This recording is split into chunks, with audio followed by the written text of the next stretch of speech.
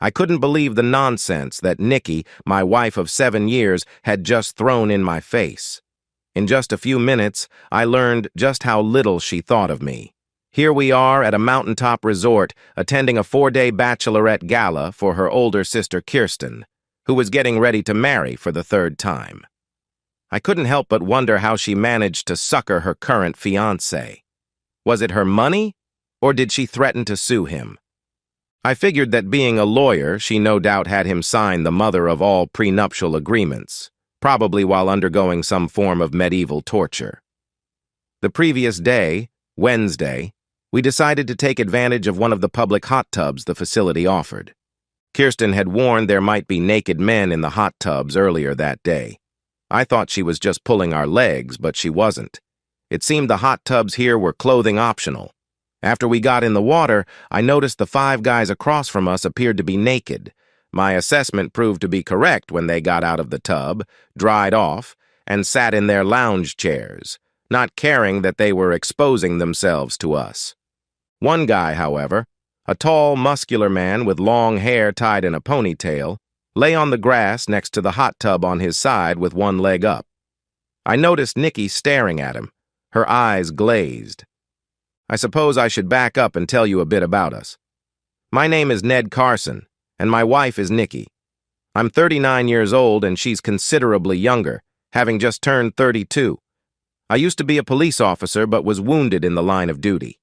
As a result of my injuries, I was shot several times. I was given a medical discharge. That was before I met Nikki. She was one of the physical therapists who worked with me, helping me learn to walk all over again. I still have a hard time walking very far, but I managed to get around. After my discharge, I became a private investigator. Fortunately, most of my work is done either behind a desk or in the front seat of my car, and there's very little running involved. I worked with one of the best for several years until he died of a heart attack. After his death, I took over the day-to-day operation, answering to my former boss's partner. Nikki and I dated for some time, fell in love, and got married. The first 5 years of our marriage were great. At least I thought so. A couple of years ago, however, I was diagnosed with type 2 diabetes and high cholesterol. Of course, my 2-pack-a-day cigarette habit didn't help matters much. Thanks in part to the medications I had for my diabetes and cholesterol, I found that I wasn't able to perform sexually the way I used to. I even tried to quit smoking, but all that did was make me irritable.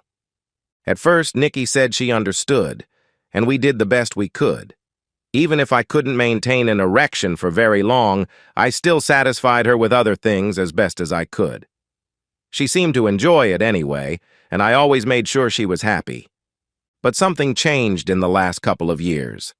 Slowly but surely, Nikki went from being a sweet, caring, loving woman to a shrew that I sometimes didn't recognize, constantly ordering me around and getting short-tempered at the drop of a hat. It seemed nothing I did satisfy her anymore. To top that off, our love life in the last year dwindled to almost nothing. I did what I could to keep her happy, but it seemed that had become a lost cause. I hoped that this little trip to the mountain resort might renew the spark between us. But it was becoming clear to me that it was a lost cause. As I looked at the man deliberately exposing himself to Nikki without a care in the world, I realized that he seemed somewhat familiar to me, but I just couldn't quite place him. Earlier today, Thursday, Nikki said she was going shopping with her sister, so I decided to play golf. I got back a bit earlier than I had planned, took a shower, and dressed. I hoped to take Nikki out for dinner and dancing later, as a possible prelude to intimacy. As I was getting dressed, Nikki came bounding into the room wearing a bathrobe. Her hair was wet and she appeared flushed. She sat on the bed and regarded me for a bit. "I thought you were going shopping with Kirsten," I said. "I changed my mind. I went to the hot tub instead," she replied. "I can see that. Were there any naked men out there today?" I asked. "Oh, yes," she said with a smile. "The ponytailed guy was there. Ramon Torres is his name. He does some kind of work with a movie studio out on the West Coast. You'd really like him." That's when it hit me. I knew exactly who he was. Yes, Torres does work with a movie studio, but chances are you won't see his work on the big screen. That's because his work is a bit more seedy. I take it you gotta know this guy Ramon a bit, I said. She snorted at that. Yeah, I did. And some of his friends. I see. Did you have a good time? I asked. The best time I've had in years, she replied. Is that what you had in mind all along? I asked. Her face changed, and I could tell the shrew was back. Yes, it is, she said. I looked at her, and for a moment I had no idea who this woman was. She looked at me before continuing. You have no idea. For years you've been the only man I've ever gotten physical with, but the last 2 years have been hell on me. Here I am dying to have intimacy, but you can't even get it up half the time. You know why. All these damn medications the doctor has me on. That's not my fault. Sure it is, she said. All those years smoking, drinking, eating crap food, and lately you haven't gotten hardly any exercise. Now you're paying the price. And so am I. I need a man. Someone who doesn't cater to my every whim. I need someone who commands me to do what he wants, not a desk-bound has-been who refuses to stand up to me. I felt like I had just been punched in the gut. I couldn't believe what she was saying. I shook my head and wondered if this was all just a nightmare. She wasn't finished, however. You know what he did? She asked with a sneer. He ordered me to get naked right there in front of them all. And did you? I asked. Of course I did, she said. And did you have intimacy with them as well? I asked, already knowing the answer. She snickered as she tossed the robe off.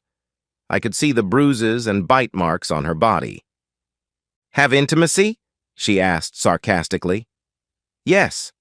I had intimacy with them, all of them. Why don't you come here and clean me up? You'd like that, wouldn't you? And you know what else? No, I said quietly, trying to control my rage. What? They're all on their way here right now, and they're going for a second round right here in this bed while you watch, she said. I got up and walked to the closet where I grabbed my suitcase. What are you doing? She asked. Are you going to run away like a little wimp? I took a breath before answering and counted to 10. I remembered now what it was about Ramon that set me off. It seemed he had a nasty habit of getting women hooked on intimacy and drugs. He then recruited those women to do adult videos for him. Once he was finished with them, he usually turned them out onto the streets where they eked out a miserable existence as hookers. The guys in Vice had tried several times over the years, unsuccessfully, to bring him down. If you were smart, you'd run too, I said. But you're not smart, are you? Stay and have your fling if you want. But no matter what, we're finished. Give your sister my regards. I finished packing my suitcase and headed for the door. What? You're going to just leave me? She asked, a smirk on her face. Yeah, I'm leaving. I've had it with your nonsense, and I will not be your willing humiliation husband. Goodbye. With that, I turned and walked out. As I walked down the hallway, I saw Ramon and 4 of his buddies coming down the hallway. After they passed me, I called out to him. Ramon, I called. He turned and looked at me. Yeah, what do you want? He asked. I took my wedding ring off and tossed it to him. You want her? She's yours, I said when he caught the ring. I'm done with her. He smirked and pocketed the ring. Whatever, dude, he said. He snorted and turned back the way he was going. I went out to the car, loaded up, and drove off, stopping to buy a pack of cigarettes and a 6-pack of beer. At that point, I really didn't care if I lived or died, and I figured it was either smoke or break something. 3 hours later, I was home. I had hoped Nikki would at least call and apologize, but she didn't. To hell with her, I thought to myself. It was still fairly early, so I decided to take matters into my own hands. If Nikki thought she could just have her little party and come home like nothing ever happened, she was out of her mind. I called a locksmith and arranged to have all the locks changed out on the house. I had to pay extra to have him come out late, but it was worth it to me. I grabbed a beer and sat down on my back porch with a pad of paper and made up a list of things to do. I had worked on enough cases involving cheating spouses to know how it went. Usually the husband got screwed, royally, while the wife ended up with half of everything. I also knew that I would not be able to file on the grounds of adultery, thanks to this being a no-fault state. After making my list, I drank a couple more beers and smoked a few more cigarettes. Eventually, I went to bed, hoping to wake up and find this was all just a horrible nightmare. But that didn't happen. The next morning, I got up and checked my phone, hoping against hope that Nikki would have come to her senses. But she didn't. There were no calls, no text messages, nothing. I downed a cup of coffee and called Nick Parsons, one of the main lawyers we did work for. After telling him what happened, he promised to work up the papers for divorce. We decided to have her served at her place of work on Monday for maximum impact. "You know the drill, Ned," he told me. "Don't do anything stupid." "You know me, Nick," I told him. "Yeah, I do. And that's why I'm telling you not to do anything stupid. Talk to your boss and see if he can get someone out there to put eyes on your wife and Ramon. I don't want you involved in this at all. You got me? Stay as far away from it as you can." "Yeah, I got it," I said. We ended the call and I dialed my boss, Paul Drake. "Hey, Ned, I thought you and that lovely wife of yours were up in the mountains. What's going on? Everything all right?" "No, Paul, it's not," I said. He listened as I told him my story. "I'm sorry to hear that. You want me to get someone up there to keep an eye on things?" "Yeah, that'd be great," I said, "but it has to be someone Nikki doesn't know." "I got it under control. I have been doing this for a while, you know. Do as Nick says and stay out of it for your own good. I'll get someone up there ASAP." "Thanks, Paul, I appreciate it," I said as we ended the call. From there, it was off to the bank to take care of our accounts. I took out half and canceled her credit card. I thought about canceling her ATM card, but decided to leave it so we could keep track of any changes she might make to it. I did reduce the amount she could pull out on a daily basis, however. Once I finished that, I went to another bank and opened an account in my name only. I stopped at a diner and wolfed down a pastrami sandwich, then headed home. There really wasn't much more I could do but sit and wait. After a while, I decided it was time for me to take inventory of myself. I had to do something. I stepped on my scale in the bathroom and took note of my weight, 215 pounds. Then I looked at myself in the mirror. I still had a full head of hair, but I had developed something of a gut. And the muscles I used to have when I was in uniform had mostly turned to flab. No wonder Nikki didn't want to have intimacy with me anymore, I thought. Hell, I wouldn't want to have intimacy with me at this point. I remember the doctor telling me my diabetes would be easier to manage if I could get my weight below 200. He even gave me a dietary guide, but I had largely ignored it, thinking I was just too young for this sort of thing. Now, however, I had second thoughts. Maybe in a way, Nikki was right. I had let myself get into this condition. But damn it, she didn't have to do what she did. If she really loved me, I reasoned, she would have said something before now. I decided right then and there things would change. Grabbing a phone book and my pack of smokes, I headed for the back porch and looked up gyms. I found one or two and decided to check them out. I was getting ready to leave when my phone rang. I saw it was a number I didn't recognize, but answered anyway. "Carson," I said after answering. There was a female voice at the other end. "Ned, where are you?" the woman asked. I recognized Kirsten's voice. We hadn't spoken much in the past, and I was a bit surprised that she called. "Nikki told me you left last night." "Yeah, I left last night." "Why?" "Well, we were just wondering what happened. Nikki looks like she is having fun. I've never seen her in such a state. Then she told me you two had a fight and you left. What happened?" "Maybe you should have her tell you," I said. "Is everything all right between you two?" "No, it's not. Tell me, were you aware that Ramon Torres and his crew are at the resort?" "Of course. They're providing the entertainment for our bachelorette party. I also had them bring a camera crew." "Why?" "Oh, nothing. So you know the business he's in, right?" "Yeah, I know. He came highly recommended." Did Nikki know as well? I asked. Yeah, she knew. I told her.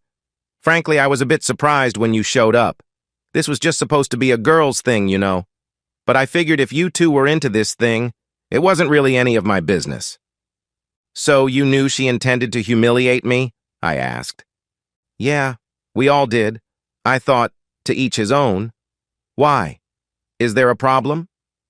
Nothing I can't deal with, I said, not wanting to tip my hand. Do you want me to have Nikki call you? She asked. No need. All right. Listen, just let her have this, okay? I know she still loves you. When she's finished, she'll come back to you. It's only intimacy after all. No, it's not. It was a cold-hearted, cruel, calculated betrayal, and you helped facilitate it. Oh, please, get off your high horse. It's just a weekend. You are coming back to pick her up on Sunday, aren't you? No, she can find her own way back, but she won't be welcome. I could hear Kirsten gasp when I said that, but I really didn't care. To hell with all of them, I thought. Goodbye, Kirsten, I added, ending the call. So, Nikki knew all along this was going to happen and had even planned it out in advance just to humiliate me. I felt like punching a hole in the wall. I went to a gym instead and spent time punching a bag, imagining it was Nikki and Ramon. I punched until I had no more strength in my arms and finally took a shower. You okay, Mac? I heard a man ask as I dressed. I looked and saw one of the trainers standing there. Not really, but thanks for asking, I said. I saw you out there on that punching bag. I thought you were going to end up hurting yourself. Want to talk about it? What the hell, I thought. I sat down and took a breath. He sat down on the bench and waited patiently. I ended up telling him the whole story. I'm sorry to hear that, Mac, he said. Please call me Ned. Okay, Ned. Look, if you want to get back in shape, I can help you. But it sounds to me like you need to do more than just lose weight. If you like, I can recommend a good counselor. I looked at him and thought for a moment before answering. I realized he was right. I was a mess, both physically and emotionally. What the hell? Looks like I can use all the help I can get. He laughed and handed me a card. Rose Carlson, counselor, it read. Give her a call. She's damn good, especially in cases like yours. Yeah, I'll do that, I replied. In the meantime, I couldn't help but notice you tend to favor your right leg, he said. I explained my injuries from the shooting. He listened and nodded his head. I can help you with that if you'd like. We can also help you with your diet and exercise regimen, but you'll have to commit to a long-term program. We have people here who specialize in people with diabetes. Are you willing to do that? I thought about it before answering. Yeah, I said, nodding my head. I knew I had to do something, and fast. Good. Come on, let's get you signed up. By the way, my name is John Green. He held out a hand, and I accepted it. Ned Carson, I replied. Carson, he repeated. I've heard that name before. Wait, I remember now. You were the cop who saved my grandmother's life in that bank robbery. That was what, 8 years ago or so? That was the robbery where I had been shot. It's a pleasure to finally meet you. How is your grandmother, by the way? I asked. She's doing quite well. Thank you for asking. He took me to the front desk and signed me up for a program he said would help me lose weight and regain my strength. He introduced me to several of his colleagues as the cop who saved his grandmother's life, and they all thanked me for my service. Listen, if you have any questions, please feel free to ask, he said when we finished, and please make sure you contact Rose. I will, John. Thanks for everything. I left the gym feeling better than I had in some time. It felt good to be appreciated by someone for a change. When I got home, I called Rose and made an appointment for the following Tuesday. I held out some hope that Nikki might call or text, but she never did. I did get a call from Paul, who told me they had an operative on site who would record her activity and report directly to him. I thanked him and informed him of my appointment with Rose. Good. I'm glad to see you're taking positive action, Ned. Take whatever time you need to deal with this. I'll fill you in when I get something from our guy at the resort. You just take it easy now. You hear me? Yeah, I hear you, I told him. We ended the call and I tried to relax, but found it next to impossible. A part of me wanted to go out and drown my sorrows in a bottle, but the rational side of me said, no. I waited in agony for the rest of the weekend, but heard nothing from anyone until Sunday about 10 a.m. Paul contacted me to say that Nikki left with Ramon and his crew that morning. It seems she was quite busy over the weekend. We've got video, audio, pics, the works. I'll get this all over to Nick and make a copy for you in case you want to see it. Do you know where they went? I asked. No idea. They left about 9 a.m. Okay. That means she should be here around 12 or so. Assuming that she's coming home, Paul said. Yeah, I said in agreement. Stay in touch. Let me know if she shows up, he told me. I will, I told him, ending the call. I decided to take a chance and dialed Nikki's number. Unfortunately, it went straight to voicemail. Nikki, call me when you get this message. I know you've left the resort. Call me. I ended the call and dialed Kirsten's number. She answered after the third ring. Kirsten, this is Ned. Yeah, I know. You missed one hell of a party, Ned. Somehow I don't think I really missed much. I understand Nikki left with Ramon. Yeah, they left earlier this morning, she said. Do you know where they were going? I asked. No idea. I'm not my sister's keeper. I assumed they were heading to your place, but I don't know for sure. Don't you care if she's coming home or not? I asked. Hey, don't get snippy with me. Nikki's a grown-up woman and she can do whatever she wants and go wherever she wants, with whomever she wants. If she chooses not to go home, that's not my problem. Now buzz off. With that, she ended the call. I put my phone back in my pocket and sat in the front room, waiting. It's amazing how slowly time goes by when you're watching the clock. The minutes ticked by slowly. Soon enough, 12 came and went with no sign of Nikki. I waited anxiously, but nothing. An hour later, there was still no sign of Nikki and still no response to my voicemail. I pulled up the phone finder app on my cell and tried to find her with that, but to no avail. Apparently, she turned her phone off and removed the battery so I couldn't track her. I fired up my computer and checked my email. Nothing. I continued to wait, and wait, and wait some more. She still hadn't shown up by 6 p.m., and I assumed that she either wasn't coming home or had gotten into an accident on the way. I reached out to Paul, who made some calls only to learn that she hadn't been checked into a hospital and, as far as he could tell, hadn't been stopped by police along the way. I had an idea and went back to my computer. I figured that if she had used her ATM card, I would see it reflected on our account. Pulling up the online register, I saw a $200 withdrawal had been made at an airport fairly close to the resort at about 9:45 a.m. That was the daily limit I had set her card to on Friday. Based on that bit of information, I figured she decided to fly off with Ramon and his gang, but to where? Opening up another browser window, I checked for flights out of that airport and saw one that had left for Los Angeles at 11. I also saw flights for Miami, San Francisco, Dallas, and Seattle at about the same time. I knew Ramon was based on the West Coast, so I figured that was where she was headed, but I wouldn't be certain until she used the card again. I called Paul and filled him in. I guess we'll have to wait until she uses her card again, he said. That won't be until sometime tomorrow at the earliest, and she could be anywhere by then. Have you considered reporting her missing? He asked. Police won't do anything until she's been gone at least 24 hours. Then there's nothing we can do but wait, he said. Is there anything in the transcript of the videos that indicates where she might be going? I asked. I suppose if we comb through it line by line, we might be able to find something. You want to try tackling that? I've got to do something. There has to be something that indicates where she's at. All right, come on over to my place and we can start going through it if you want. But I gotta tell you, what I've seen of this isn't pretty. he said. I don't care about that. I need to know where she's going or if she's even coming back. Well, come on over then, he said.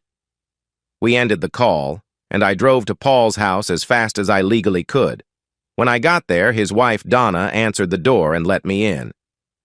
Can I get you something to drink, Ned? Coffee, maybe? Or would you prefer a beer? She asked. I need my wits about me. Coffee would be perfect, please. All right. Paul's in his office, so go right on in. I went into Paul's home office and saw him reading through a fairly thick set of papers. He looked up when I came in. Come in, Ned. Here, take this and see what you can find. He handed me a thick sheaf of papers and I sat down to read through them. He was right. This wasn't pretty at all. Most of it was Nikki begging to be destroyed faster, and there was a lot of commentary from Ramon and his gang regarding the quality of her body. Most of it was pretty sickening and juvenile in my opinion. I also couldn't help but notice the obligatory abuse heaped upon me by Nikki and her lovers. Too bad your loser husband was too chicken to stick around, Ramon said. Yeah, well, that's his loss, Nikki said. He's never touching me again. He gave me his ring on his way out, Ramon told her. Said you were all mine now and he was through with you.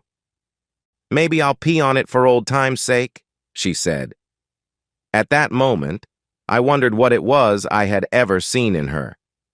Good riddance to bad garbage, I thought.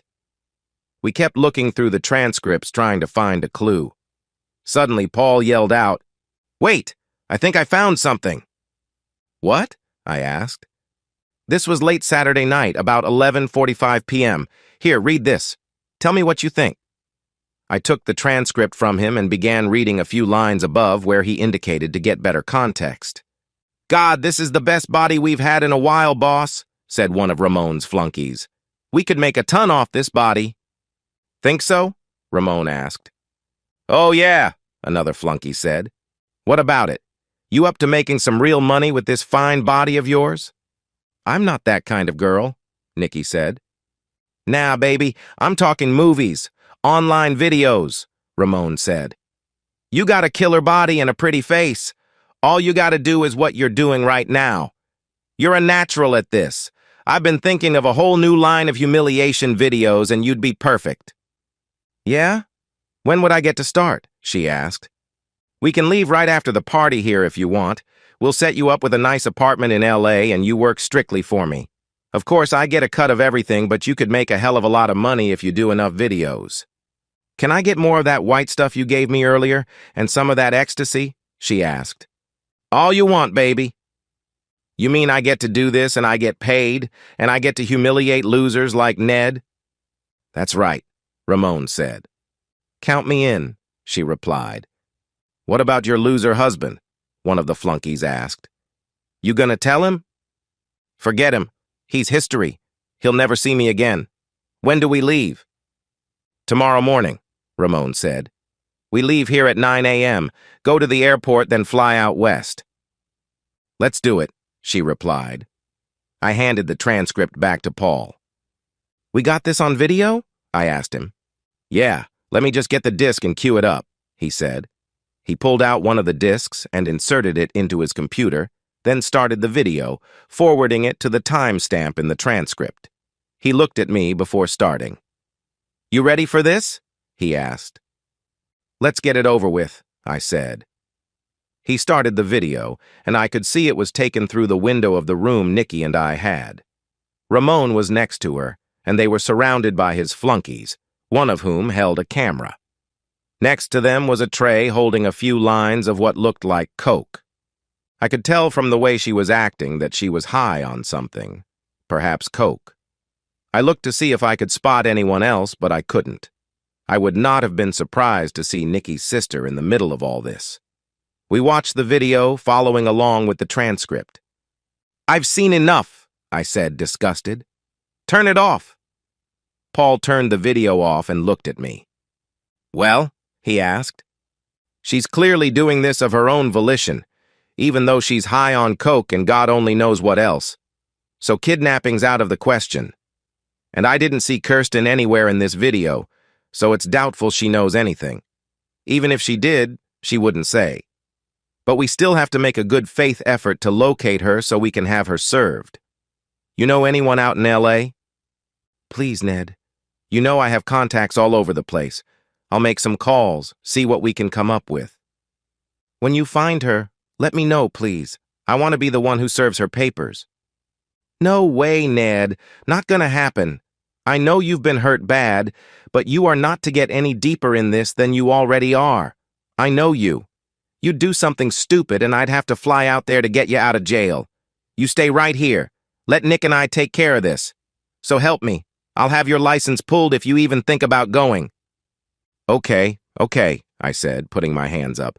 I'll be a good boy, promise. Damn well better.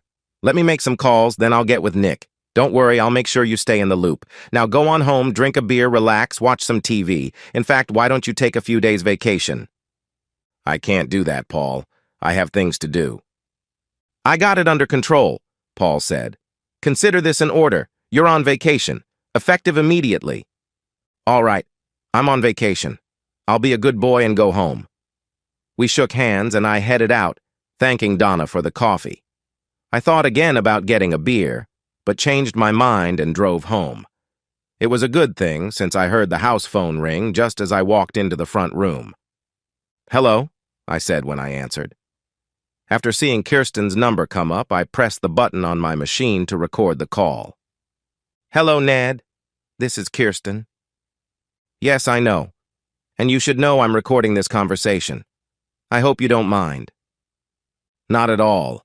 If I were in your shoes, I'd probably do the same. What do you want, Kirsten? I asked. I just heard from Nikki. She's asked me to represent her in the event you file divorce papers against her. Do you know where she is? I asked. She tells me she's in Miami at the moment, but she'll be moving around a lot and probably won't be back anytime soon. Miami? I asked. I knew she was either lying or had been lied to. That's right. At least that's what she said. She tells me you will probably divorce her. Is that true? Papers are being drawn up as we speak, I replied. When they're ready, have them sent to me. I'll email you my address. I'll pass that on. Did you know she intended to leave me to be an adult video actress for Ramon Torres? No, Ned, I didn't. I know you don't think too highly of me, but that's the God's honest truth. I thought she was just going to have intimacy with him to make you jealous enough to do something, but I didn't know she would leave you. I was shocked when she told me. I happen to know you're basically a good man, Ned, so please accept my apologies. Did you know about the drugs he used on her? The coke and ecstasy? Well, I knew about the ecstasy, but not about the coke. We all took some of the ecstasy that night, but I saw no coke. You know what he does to the girls he recruits, right? I asked. He makes adult films. He decided to start a new series featuring more women like Nikki. But I didn't know he had his sights on her. You didn't answer my question, counselor. Do you know what he does to them? I'm not following you, she said. Don't play dumb with me, Kirsten. He uses them up, burns them out, then tosses them to the streets where they're forced into street work to get their next fix. That's what's in store for your sister. How long do you think she'll last? Is this concern on your part? She asked. Oh, please. As much as I hate her right now, I wouldn't wish that on anyone. Not even you. Where's your concern for your sister? Not that it's any of your business, but I'll take her in myself before I let that happen to her, she said. Make sure she knows that. From what I know about him, he'll probably be done with her in 5 years. Maybe less. I hope you have a spare room handy. You don't need to worry about the size of my accommodations. All I need to know is what you're going for in your divorce, she answered. You'll find out soon enough, counselor. Very well. Is there a message you wish me to pass on to Nikki? No, I have nothing to say to her at the moment. Well then, I guess we have nothing further to discuss, Ned. Again, I'm sorry this happened. Have your attorney send the papers to me directly. Any communication will be through us. Goodbye, Ned. We ended the call and I stopped the recording. I called Nick and told him what she said. Representing her own sister? after facilitating her actions? Wow. Isn't that unethical? I asked. No, not at all, Nick said. But in my humble opinion, it doesn't look very good. We'll send Kirsten a copy of the papers, but I want to see if we can track your wife down and serve her personally. There's too much of a chance Kirsten will conveniently not get the papers to her sister, then argue that she was never properly served. You think she'd actually do that? I asked. Oh yeah. You'd be amazed at some of the things I've seen her do. I'll talk with Paul, see if we can locate Nikki. If not, we'll do what's called a divorce by publication. What's that? I asked. Well, when a spouse leaves and can't be located, we can pay to publish the document in a newspaper where she's most likely to see it at least once a week for 4 weeks.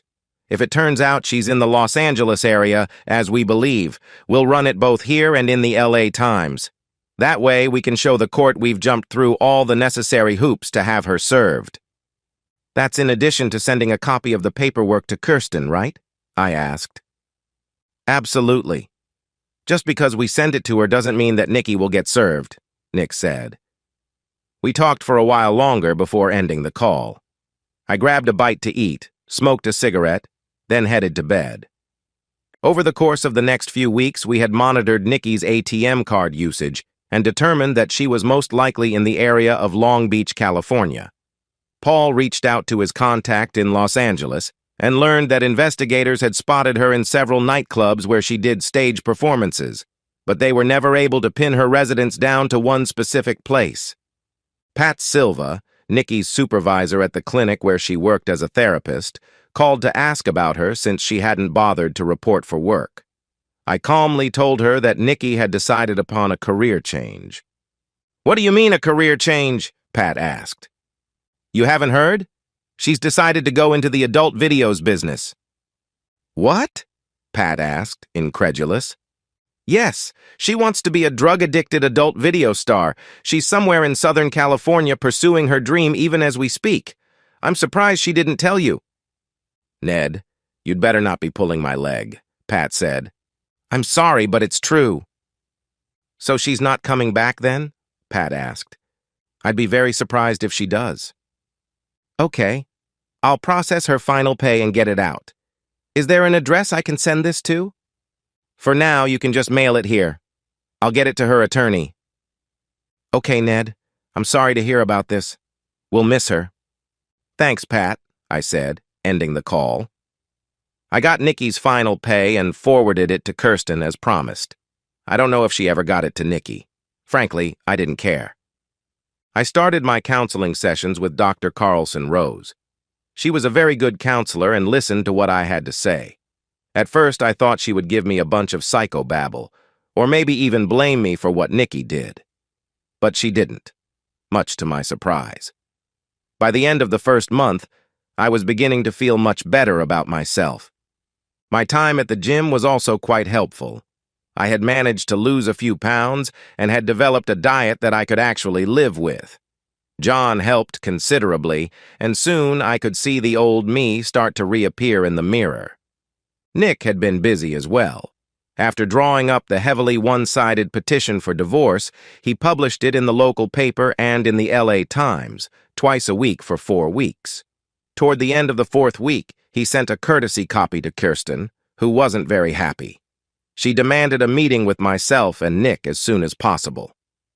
What the hell is the meaning of this? She demanded when we met in his conference room. This is an insult. It's not a petition for divorce. Where the hell do you get off by demanding a 75-25 split, with no support?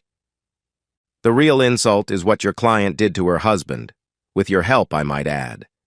Since your client decided to abandon the marriage, my client and I both feel this is the most appropriate response. She hasn't even bothered to make arrangements to get her things out of my client's home. My client hasn't even been served with papers yet, Kirsten hissed. That's because your client has been hiding in the Los Angeles area. Since we don't have an address for her, and you haven't been very cooperative about informing us of your client's whereabouts, we decided to do a divorce by publication. The 4th announcement has just been published in both the local paper and the Los Angeles Times. I'm going to fight this, you know, she growled. Suit yourself, Nick said. And fight, she did. She filed motions that went nowhere and demanded counseling, which the judge reluctantly agreed to order. I was shocked when Nick told me. Don't worry about it. Judge Potter hates cheaters and loves cops. Kirsten thinks she's in the driver's seat, but in reality, she's giving Nikki just enough rope to hang herself. What do you mean? I asked. Chances are Nikki won't show up for the counseling session. Judge Potter hates it when people don't obey his orders. When that happens, he'll probably issue a bench warrant for her arrest. Now that I'd like to see, I told him. I showed up at the court-appointed counselor's office right on time, and of course, Nikki wasn't there. I knew the counselor, Judy McGregor, as she was the police counselor who worked with me after I had been shot. We spent the hour catching up, and she listened as I told my story. So, I take it there's no way you can see yourself reconciling with your wife? She asked. None whatsoever, I replied. All right, I'll make a note of that, along with her absence, to the judge. Good luck, Ned. It was good seeing you again. From what Nick told me later, Judge Potter was livid that Nikki disobeyed his order and issued a bench warrant for her arrest. He told me the warrant was good for 5 years. We continued monitoring her ATM usage and noticed that while most of her activity was in the Long Beach area, she did use it in San Francisco a few times and in San Diego. She was quite busy, it seemed. At the same time, I performed a search and found a few short videos featuring her. I could only stand to watch them for a few minutes, and I noticed they all had the same theme. In one, for example, she had intimacy with 2 men, while another man, presumably her husband, was tied up on the floor and forced to watch. I nearly threw up when I realized that this was what she probably wanted to do to me. Finally, our court date was set. I met Nick at the courthouse, and we went inside. Looking around, I could see Kirsten, but there was no sign of Nikki. I wasn't surprised. When it was our turn to approach the bench, Nick and I took our place and watched as Kirsten sat alone at her table. Judge Potter wasn't happy to see her by herself. "And where is your client?" he asked. "She's indisposed at the moment," Kirsten said. "Indisposed? What the hell does that mean?" the judge asked. "She's on location right now," Kirsten added. "On location? She's an adult video actress, for crying out loud. What? There are no beds in this town? Is her work more important than this divorce?" "She simply couldn't get away, Your Honor," Kirsten said. Judge Potter let out a heavy sigh and contemplated the paperwork in front of him. "Very well. In light of this, I will issue yet another bench warrant, and I am prepared to rule on the divorce before the court today." "But, Your Honor, we still have motions to present," Kirsten said. "I've seen all I need to see, Counselor," the judge said, clearly irritated. He looked at both sides before proceeding. Although there are guidelines that govern what the court may award, the fact is that in this state, the bench has a great deal of leeway in determining the division of marital assets. In my deliberations, I have assessed both sides of this dispute. On one hand is a highly decorated former police officer who nearly lost his life protecting a 70-year-old grandmother. On the other hand, there is a woman whose attorney admits that she is a drug-abusing adult actress who deliberately betrayed and abandoned her husband to pursue her depraved lifestyle. On top of that, she's doing work for one of, if not the, most notorious in the business. And from what I understand, Counselor, you had a hand in facilitating some of your client's activities. I must say that disturbs me greatly. I consulted with the state bar, and they tell me there are no ethical violations, although you came awful close to crossing the line. I advise you to be more careful in the future. After reading all the filings and the counselor's report, I feel I have no choice but to grant the plaintiff's petition for divorce as filed," he said, pounding his gavel. "Good luck, Mr. Carson, and thank you for your service to this community," he added. I looked at Nick in surprise. "Did we just win?" I asked. He smiled as he looked at me. "We sure did," he said, shaking my hand. "Congratulations, Ned. You're a free man now." Kirsten gathered her things and walked over to us. "Congratulations, Ned," she said, extending a hand. "You got your pound of flesh. I hope you're happy now." I accepted her hand and shook it. I knew that losing a case like this wasn't easy for her. "No, I'm not happy. I haven't been happy for quite a while." I pulled a DVD out of my briefcase and handed it to her. "You once said if I have anything to pass on to Nikki to let you know. Here's my final message to her. You can look at it if you wish, I don't care. I also have a cashier's check for her portion of our account. I closed it out late yesterday afternoon." "I'll get this to her," she said quietly. "What's on the DVD, by the way?" "Nothing much. Just a little message for her." In fact, it was more than just a little message. The previous day, I pulled a 50-gallon drum into the backyard and set up a camera on a tripod. As the camera recorded, I filled the barrel with all of the clothes she left behind, including her $2,500 wedding dress, all of the pictures I had that included her image, and a number of little trinkets she had collected over the years. I even broke up the wedding portrait that hung over our bed and crammed it into the barrel. I doused everything in the barrel with lighter fluid and set it on fire. As it burned, I spoke into the camera. "Nikki, there was a time when I would have taken a bullet for you. I loved you with all my heart the whole time we were together, and I had hopes that we could have grown old together. Unfortunately, you had other plans, so that's not going to happen. I've seen some of your work online, and I can't help but think that's what you intended to do to me. That's not going to happen either. Don't ask if we can ever be friends. Friends don't do what you've done. And don't ask if I'll ever forgive you, because I won't. I only hope that one day you wake up and smell the coffee before it's too late." "Goodbye, Nikki," I said before walking away, leaving the camera to record the final destruction of everything she left in the house. Life went on post-Nikki. I redecorated the house, exercising everything that even reminded me a little bit of my ex-wife. I continued my counseling sessions with Rose and worked out at the gym 3 days a week. I even followed the diet plan we put together and tossed my cigarettes in the trash. A couple of months later, I weighed myself and found that I was now 185 pounds. I still had a ways to go, but I was feeling better than I had in a long time. The only thing I lacked was the female companionship I once had with Nikki. Then it happened. I was at the local market buying some groceries when I ran into her. Literally. It was an accident. I wasn't watching where I was going and bumped into her with my cart. When I realized what I had done, I apologized profusely and came face to face with the most lovely smile one can imagine. Talk about being disarmed.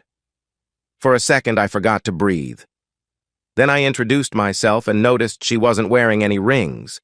She accepted my apology and told me her name was Brenda Wilkins. We got to talking, and somehow I managed to invite her out to dinner. Much to my surprise, she accepted. As it turned out, Brenda was a widowed doctor. Her husband and young son were killed in an auto accident a few years before as they were returning from a father-son camping trip. I offered my condolences and told her about my divorce from Nikki. Somewhere in all that, I mentioned my diabetes and what the medications had done to me. She nodded her head in understanding. "I've run into that before," she said. "Listen, why don't you come by my office with your meds, and let's see what we can do about that." I made the appointment and brought in all my medications. She was shocked when she saw everything. After taking some blood, she suggested making several changes, and I could feel the difference almost immediately. Of course, she explained my diet and exercise had a lot to do with it, and giving up the cigarettes was a huge help. The first time we slept together, I felt like a whole new man, and for the first time in over 2 years, I felt content. The next morning, when I woke up to Brenda's pretty face, I knew there was no way I could give this up. She smothered my face with kisses when I asked her to marry me. After the wedding, we sold our homes, pooled our money, and bought a new home in a recently developed tract. We both decided that it would be nice to have a fresh start with nothing to remind us of the past. A little more than a year after we married, Brenda gave birth to twins, a boy, Christopher, and a girl, Julie. Life went on in the Carson household, and I found that I enjoyed being a father. One day, about 10 years after we married, there was a knock on the door. I opened the door and saw Kirsten standing on the porch. She looked like she had been through a ringer. "Ned, it's good to see you again," she said. "Good to see you, Kirsten. Please, come in." She walked in and looked around. I invited her to sit down and introduced her to Brenda and the kids. "So, what brings you here, Kirsten?" I asked. "It's Nikki. You were right about Ramon." "Oh? What happened?" I asked. "It took about 5 years, but he eventually used her up just like you said he would. She ended up on the streets turning tricks to support her habit. Unfortunately, women her age don't fare too well on the street for very long. She managed on her own for quite a while, but she eventually ran out of money and became homeless. She was found unconscious in an alleyway and taken to a rehab center. I found out a few months ago and had her brought here. She's got cancer and it doesn't look like she'll last much longer." "I thought you said you'd never let her get to that point. What happened?" I asked. "We lost touch with each other about 6 years ago. The authorities in Los Angeles contacted me and I flew out to see her. She doesn't look good." "I'm sorry to hear that. So, what do you want from us?" I asked. "She wants closure. She wants to see you one last time. I know you don't think too highly of her or for me, but I was hoping you could find it in your heart to see her one last time. Please." This was new, Kirsten asking for a favor. I looked at Brenda and saw concern on her face. "What do you think?" I asked her. "Kirsten's right, dear. She needs closure. And frankly, so do you." "How bad is the cancer?" she asked Kirsten. "It's bad. It's spread through most of her body by now. Doctors said if they had caught it much earlier, they might have been able to deal with it, but it's too advanced by now. They say she could live another few months or another few hours." "Okay, I'll go see her," I replied. "I'll come with you," Brenda said. I agreed and pulled out my phone to arrange for a babysitter. Carla, a teenage girl who lived next door, often sat for us and happened to be available. After she arrived, Brenda and I left, following Kirsten. When we got to the hospital, Kirsten showed us to Nikki's room. I was shocked when I walked in. I didn't even recognize her. There were a number of tubes going into her thin, frail body, and her face was blotchy and discolored. It was as if all the beauty she once possessed had been sucked right out of her. She opened her eyes as I stood next to her bed. "Ned?" she croaked as a tear fell down her face. "Is that really you? You look so good." "Yeah, it's me, Nikki," I said.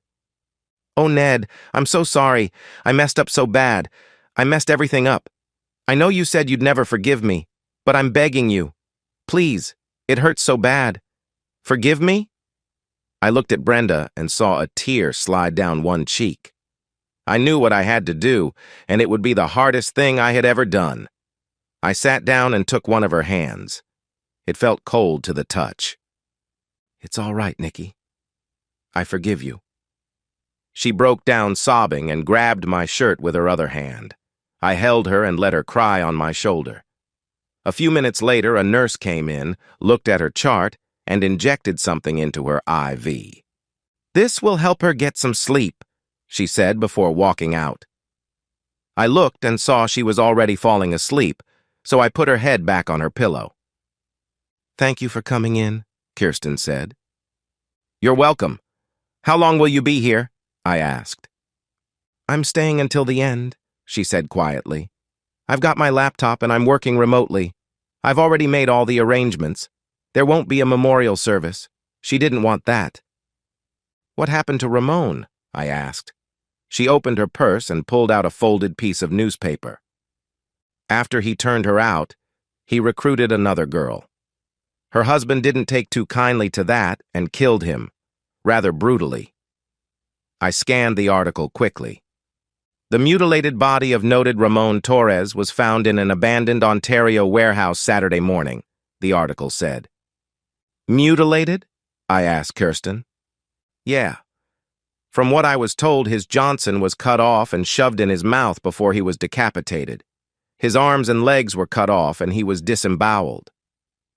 Ouch! And they know for a fact it was the husband who did it? I asked. Yeah. He was seen walking away from the warehouse waving one of Ramon's arms. The jury found him not guilty based on temporary insanity. I can understand that. I felt like doing that to him myself. I'm sorry, Ned. For everything. Yeah, I said quietly. For what it's worth, we both felt bad after we watched that video you gave me. I never thought too much about having intimacy outside my marriage until I saw that video. Until then, it was just something I did to get my own gratification. After I watched that video, I had a change of heart. I never really understood how much it would hurt to be cheated on. Or how expensive it could be, she added, glancing at Nikki. Thanks to you, I'm not the same woman I was 10 years ago. I'm glad to hear that, Kirsten, I said. Take care of yourself, Ned, she said, giving me a hug. And take care of my former brother-in-law, she told Brenda, hugging her. Count on it, Brenda said, hugging her back. We left and went back to the car. You all right? Brenda asked as we buckled our seatbelts. Yeah, I'm fine, I said as I started the car. Karma. I guess it really can come back to haunt you, I thought as I headed home. And so, we've reached the end of today's story. Was it what you expected, or did it take a twist you didn't see coming? I'm curious to hear your thoughts. Share them in the comments below, and let's get a conversation going. If this story kept you hooked, make sure to hit that like button. And if you're new here or just haven't subscribed yet, now's the perfect time to join our community. I bring you fresh, captivating stories every day, so click that subscribe button and turn on notifications so you never miss out. Thanks for watching, and I'll see you in the next one.